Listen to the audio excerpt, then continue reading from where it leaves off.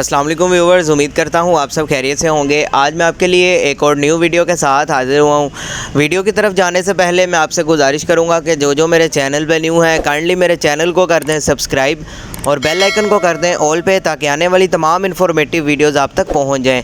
आज हम जिस बारे में बात करेंगे वो है फ्रोबन टैबलेट, जिसको बनाता है एबट, जो कि एक अच्छा फार्मा है। अगर हम इसकी कंपोजिशन की बात करें तो इसके अंदर मौजूद है फ्लर्बीप्रूफिन 50 mg, जिसका ताल्लुक़ दरअसल एक NSAIDs ग्रुप के साथ है, यानी non steroid anti inflammatory drugs के साथ इसका ताल्लुक़ है। यानी इसके अंदर किसी भी किस्म का स्टेरॉयड इस्तेमाल नहीं किया गया, बट ये पेन किलर के तौर पर इस्तेमाल किया जाता है। अगर आपके दांत वगैरह में शदीद दर्द होती है तो उसको जो है ख़त्म करने के लिए इस टैबलेट का इस्तेमाल किया जाता है। इसके अलावा सोजिश हो जाती है किसी भी किस्म की आपके जिस्म में, तो उसको भी ये ख़त्म करने में मदद देता है। इसके अलावा अगर आपके जिस्म में किसी किस्म की भी पेन होती है, दर्द होती है, तो उसको भी ये ख़त्म करने में मदद देता है। इसके अलावा बुखार को भी ये कम करने में मदद देता है।